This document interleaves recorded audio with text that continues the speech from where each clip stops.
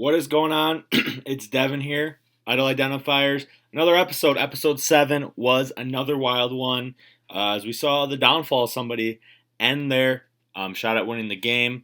There will be only 4 players remaining now going forward. Most likely the finale, the final 4, will be episode 8 on this upcoming Thursday. So stay tuned for that if anything would change. Hopefully going to have most of those final 4 people on as the post podcast. Not sure if there'll be a reunion or not.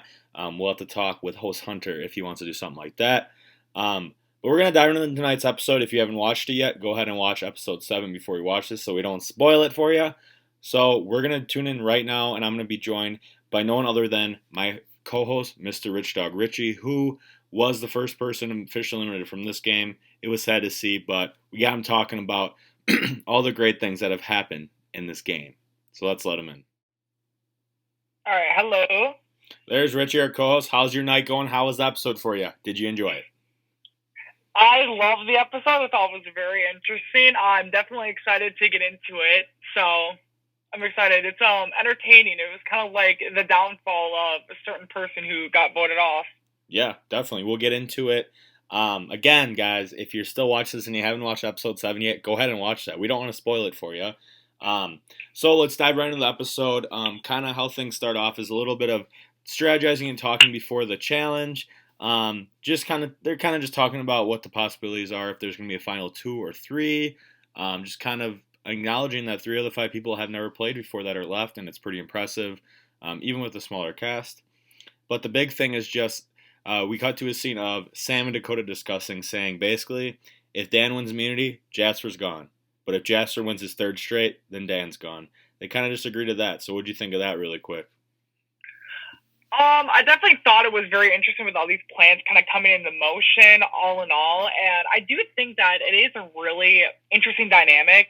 Not dynamic, but like an interesting conversation with the final 2 or final 3, because most of the time now, like, people just assume, oh, it's a final 3. It's going to be a final 3. They'll just assume that automatically. And now that they're actually, and granted, part of this is probably more likely because it's a smaller cast, but I do think it's more interesting to hear these conversations come up of, like, what if it is a final 2? What if it is a final 3? Like, in Survivor SNC, when I hosted it, we kind of naturally filtered back and forth with final 2s and 3s. And Whitewater, I know we did more. I think we did like one final 2, and like everything else was a final 3. So just kind of finally have people start to think, like, what if it is a final 2? What if it is a final 3? Like, they're actually all starting to make interesting plans for it to prepare. So I am definitely excited for that. Hell yeah. So then we dive into the immunity challenge. It was one that actually took place in season 6 of Battle Royale. We kind of did our own variation of it. And Mr. Dolphin Sam used his Ozzy advantage, which gave him an advantage in an individual challenge. So his advantage gave him an automatic bye into the finals of this round. So essentially it's kind of like a bracket. First up, Dakota and Jasper faced off. Kind of have found out that Dakota's not the biggest fan of Jasper from interviews and stuff, and just how they've played the game against each other, which has been fun. And Dakota eliminates Jasper pretty handily, which was fun to watch. I know Dakota probably was loving that. And then we get a matchup of Dan and Emma. Came down pretty close, but Dan ended up getting the dub. So we have a final then of 3 people: Dan, Sam, and Dakota. And it's the first one to 30. Essentially, whoever goes first gets the first crack at it. But people that go second and third, if the other person got 30 before them, they will get a chance to match it. So it was really fun to watch. It was fast-paced, but it was fun because really anybody could win this challenge. It was pretty evened out competition. Came down to the wire. I mean, Dolphin Sam forced overtime on Dan, hit a tenner down the middle to tie to send overtime. It kind of went back and forth, but ultimately Dan then in overtime kind of pulled ahead and got the dub. Dan wins immunity, ending Jasper's streak of 2 in a row. So then, Dan wins immunity. He's safe to go into the final 4, which is damn impressive. So what do you think about that challenge? So I can breathe here. That was a lot to talk about. I definitely think it was very fun to kind of watch it, because obviously, like, Dakota and Jasper have had their own little rivalry throughout the entire season, it seems like. And to kind of see Dakota be the reason that Jasper's streak finally ends is kind of like a little, like, funny to think about in the long run, in the grand scheme of things. I definitely think it was like Sam was so close to winning, but, like, I mean, the fact that he got that close and still didn't win is kind of like, it's almost like a parallel, like a downhill parallel compared to his strategic game, whereas strategically, everyone knows he's in control. He knows what's going on. He knows everything. He's kind of like the mafia boss. And then you have him in challenges, and it's like he just can't catch a break compared to everyone else who's winning before him. So I just think it was it's fun to watch. And I mean, and it is a Whitewater Classic challenge, which is really fun to do. I also did that challenge in SNC, which was really fun to do. It's like easy to set up, but super fun to play in, and it's just super fun overall. So it was a fun challenge to watch. Yeah, and I do like too that I feel like anybody could win that challenge. I mean, it doesn't take a ton of skill or anything crazy to be able to do good in that one. So that was a fun one. So then we kind of dive into a bunch of chaos. It was fun to watch a lot of scrambling around, a couple different names being brought up. Obviously, Dan doesn't get brought up because he won the challenge, and Dolphin Sam his name doesn't get brought up one time, not one time, not once. So essentially, it's just a lot of talking, a lot of Dakota, wants Jasper out, but then she hears that Emma was the one that voted for her last round, so that kind of stirs a little bit of things that way. Jasper can't decide between if he wants Emma or Dakota out. Kind of comes to the decision he wants Dakota out. And Dan and Dolphin Sam seem like they want Jasper out, but they have options. So it's really interesting dynamic to watch. It was funny watching Jasper and his confessional, as the title of the episode was. Yeah, I think I got this thing in the bag. I don't know if he's playing a character or if that's truly how he felt. Regardless, it was entertaining to watch and it was funny. But damn, he's really, like we said, I know you called him kind of the underdog hero, but you cannot tell me he's not turning into a villain before our eyes. Don't think I called him a hero. I think I said he was an underdog, but I never said he was a hero. Let's make that clear right now. What? He's definitely a villain flat out, and he is very confident. And the fact that during the entire episode, Jasper is so very confident to the point where he's very much, it's like it's an obvious downfall already. Like, everyone's saying his name, and there's kind of a couple names people are thinking about, but in the grand scheme of things, like somehow, some way, it's gonna be Jasper somehow. And so his major confidence going into this entire round, thinking he's safe, I'm good to go, I'm gonna make Final Four with all these cool guys. Nope, you're getting blindsided right now. Like, it was kind of fun to watch overall. Dakota and Emma and all their stuff was very interesting as well, with how Dakota is so willing to turn on Emma. And I mean, I don't think we really got too much of an explanation for why Emma started targeting Dakota, other than I think it was threat status, I believe. Something about threat status, and Dakota doesn't even really talk to Emma. She just flat out was like, okay, you know what? Screw off. Like, I'm going to fuck you out now. Like, the immediate Dakota reaction, Dakota versus Emma, out of nowhere during this episode is just very interesting to watch. So yeah, I mean, I think maybe we'll find out. Hopefully maybe we can bring some of those Final Four people on after the finale. Hopefully episode 8 should be the finale. Let's hope, after I get all the editing down. But yeah, then, early on the episode 2, I'm pretty sure Jasper says, yeah, there's no way there's any more idols hidden. Like, there's no way. And there's one hidden this entire merge that was in the recliner chair that was downstairs in that bedroom, and Emma finally finds it. Emma finally found it. Emma finally found it. Her second of the game she finds. She tells Dolphin Sam that she found it before the interviews. The interviews even find out about it. So that kind of guarantees her a spot into the Final Four. Dakota has an idol still that she found earlier. So yeah, it's really like Jasper, Dolphin, Sam. That's the only possible names probably that can go out, because you assume Dakota and Emma are going to play their idols. It's the last round you can do it. But even with that, because not everybody knows Dakota has an idol. It seems like more people know Emma does. But even with that, honestly, up until this. You can finish. Sorry. I was gonna say Dolphin Sam's name hasn't still got brought up once, even with all that. Go ahead, sorry. Yeah, no, you're good. Honestly, overall with Dakota's idol, I honestly forgot. I kept saying every single episode, I keep forgetting she has it, because until this episode, it really hasn't come up since she found it. Like, right before SNC Kyle got voted off for the third time. And, like, it really has not been brought up at all during the entire merge game until this round, essentially the last round they can play it at. But, like, I just think it's kind of funny that, like, now they want to play it and want to think all this other stuff. And Dakota's now starting to think, like, maybe I should use my idol now. Like, she already knows it. And Emma, Emma's kind of like an interesting thing. Her choosing to tell Sam, though, does showcase a lot about her game and who she's trusting. She kind of already burned Dakota. And it's like she has a final 3 pact with Dan, but like it's kind of more through Sam than through her. And I mean, let's be honest, like no one was gonna align with Jasper except for maybe Sam for the possible thought process of, I guess, like making sure like he didn't feel burned on his way out, which is definitely kind of smart to keep Jasper on a smart path. But like all in all, like I do think it kind of showcases that out of everyone left, Emma's gonna be loyal to Sam, and that it really doesn't showcase that she's gonna do much for anyone else, which is good for Sam. But I mean, at the same time, like Emma is starting to burn people. People are starting to like look at her and be like, okay, wow, like she could like be a major, threat later down the line for my personal game, which is something that Dakota's starting to run into. And who knows if anyone else is going to think about that later down the line as well. So Yeah, I mean, she did steer away from Sam the vote before, though, and she did vote for Dakota with Kyle. So I think maybe there was a little bit of level that she wanted to maybe make her own move and maybe thought she had the numbers on her side that round. I guess we'll find out maybe if we get to talk to her about that down the road here. yeah. But essentially, nothing really else too crazy happens that I remember. Jasper or Emma and Sam kind of just tell the Jasper, yeah, the plan's Dakota. And that's really all that happens. And then we get to tribal council, and Jasper sounds confident that it's going to be Dakota. Emma sounds confident. She's like, yeah, you know what? I found an idol. I'm in the final 4. I don't care. Everyone's worrying about who's getting out here. I want to find this idol, so I guarantee my spot, which I like that. That was funny hearing her say that.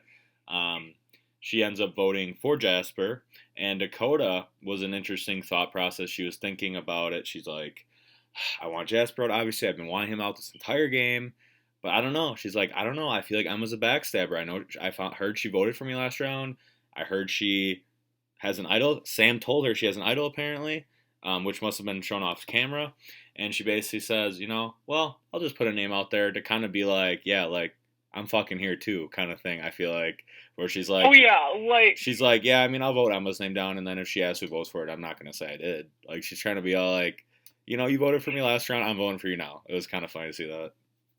I do think Dakota's now starting to think more so as like an individual almost in the game now, Yeah. whereas like before she definitely thought as an individual, but there were like a lot more of like past scenes from this season where she was more so like, what can I do for our alliance? And even in some of her past seasons, it's more of like, how can I help our alliance? Whereas now she's starting to like think more of like, how can I make this move to help me and my game forward a little bit more? And it almost is a little bit like, I don't want to say like an evolution in Dakota's game, because obviously we saw in Wisconsin 1, she will make moves to better her position in the game if necessary, like using an idol if she needs to. But I feel like now Dakota's really starting to come into her own at this point, but so late into the game, it's like, I mean, if it's her versus Emma at the end, Dakota could win. If it's Dakota versus Dan, Dakota could win. But if it's like Dakota versus Sam, she might run into trouble there just because of the fact that she has a lot of control in the game, just not as much as Sam's.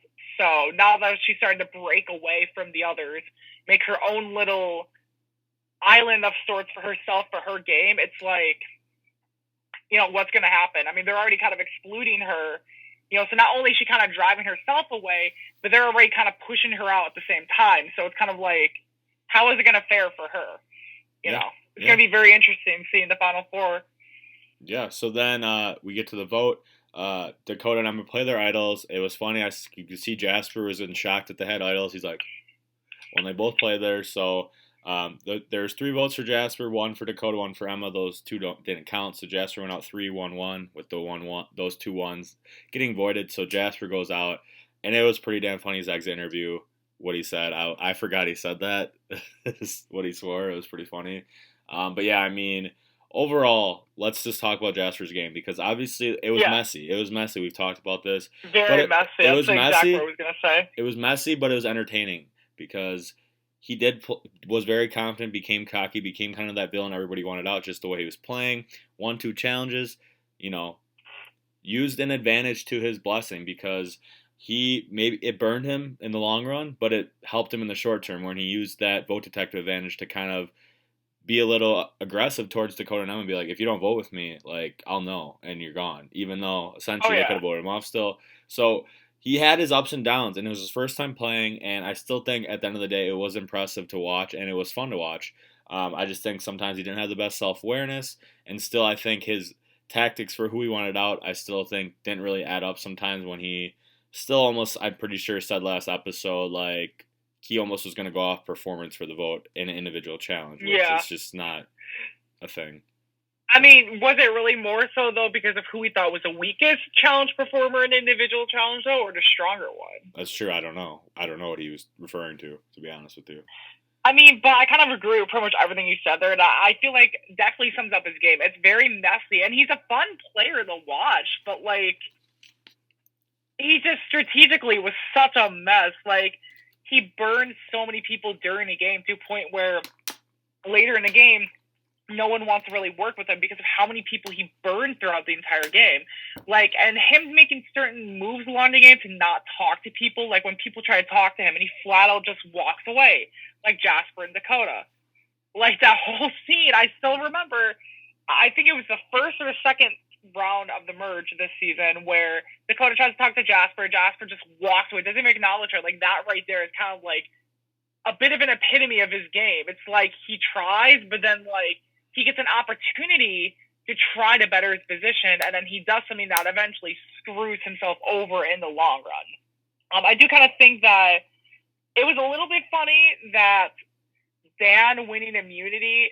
I mean, I don't want to say it because it wasn't the only thing that led to Jasper going out of the game, but I do kind of think it's funny that Jasper did a bunch of stuff to try to save Dan earlier in the game, and then now, like, Dan winning immunity was one of the many things that led to Jasper going home this episode alone. So I do think it was kind of interesting with how all that worked out. But I mean, Jasper definitely has potential.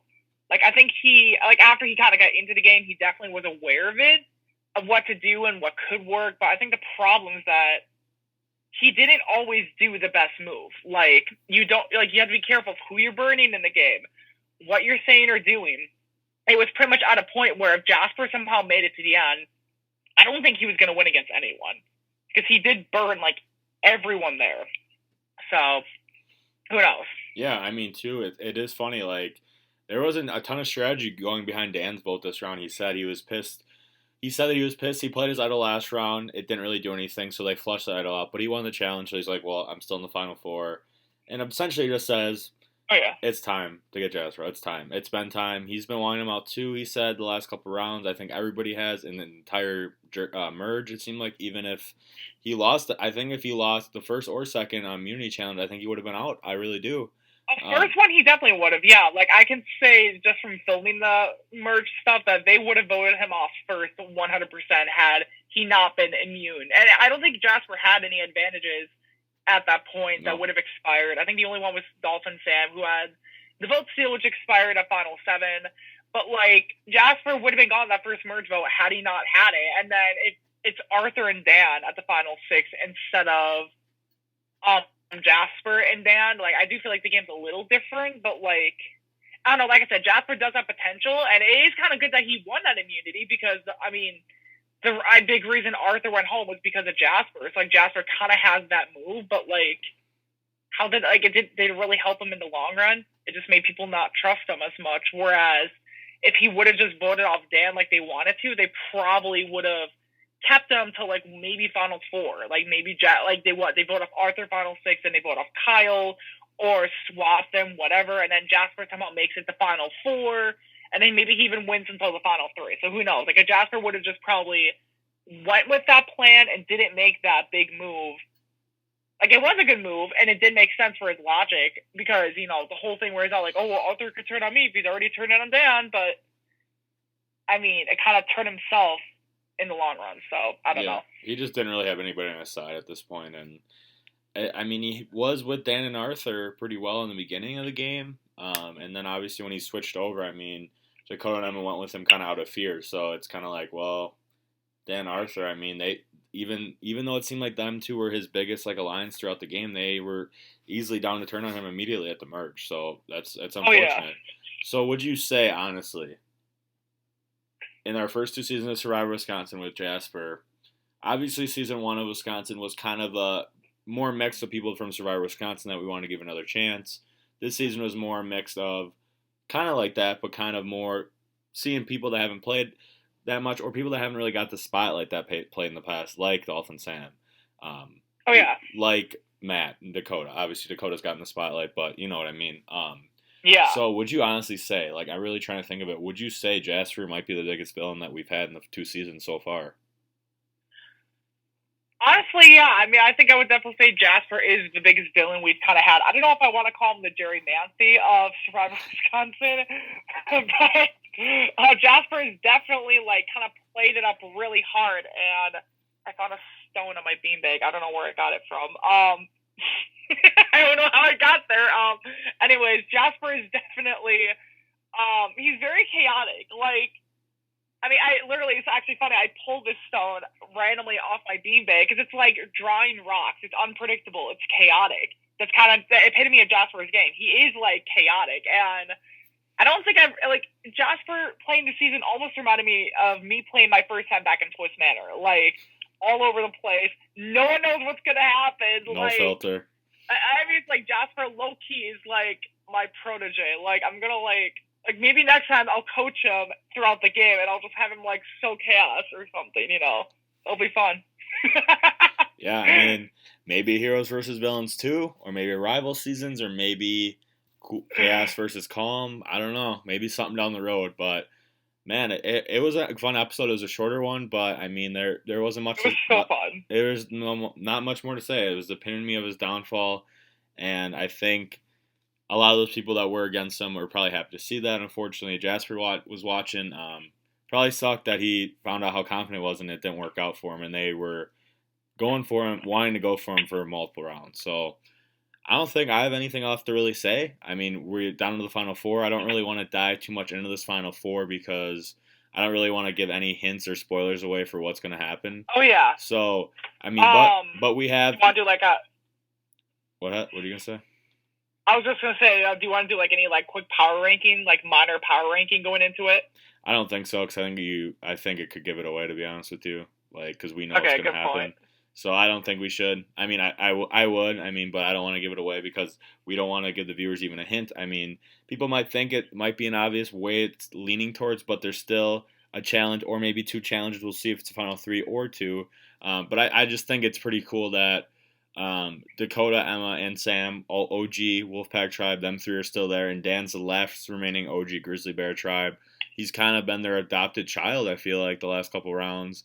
They wanted him kind of out. They kind of wanted him out, but at the same time, he kind of was there because he played an idol, and then he won a challenge. So I do think it's kind of funny. I just want to say this right now. Jasper, Arthur, and SNC Kyle all voted me out. They're not sitting in the Final Four. Dan decided to not vote with me, but he didn't vote against me. He was loyal to me, and Dan is up there. You see, audience is watching. This is what happens when you're nice to the kid with autism. You get far in the game. It's community service. What? Community service. Jeez, come on. I made that same joke to Ness and Darius last time around, and Ness just lost it. She thought it was like one of the funniest things. Oh my gosh, that was fun. But yeah, no, I do think it's kind of funny though. Like I thought about that the other day. I literally thought, I'm like, wow, neither of those 3 ended up winning, and they all voted for me. So Dan's in the Final Four. Who knows what's gonna happen? I mean, I do think it's gonna be really fun because people could think like it's a predictable winner. It could be a predictable winner, but Twist Manor, we all thought Darius was gonna win. Hunter blindsided him right before the end, so yeah, I mean, who knows? It's interesting. I mean, it seems like maybe Dan's on the outs, but maybe not. I mean, Dakota and Emma have been kind of beefing a little bit. I'm not really sure what Dan's thinking at this moment because he seemed kind of just cool with going for Jasper the last couple rounds, and he went against Kyle because he couldn't trust Kyle, and Kyle wrote his name down. So it's going to be very fun to watch, and I do think after editing and doing all these episodes, this season has turned out to be more entertaining than I thought it was. Watching it and filming it and doing everything when we did it. So I still think it's been a pretty fun season, even with the small cast. Still some crazy things have happened.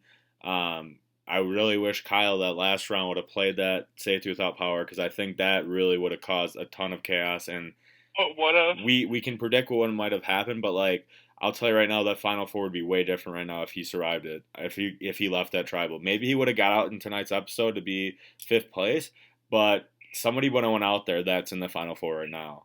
Maybe it would have been Dolphin definitely, Sam. yeah. Maybe it would have been Dolphin Sam. Maybe it would have been Emma. I don't know. It would have been crazy. Maybe it would have been Dakota even too.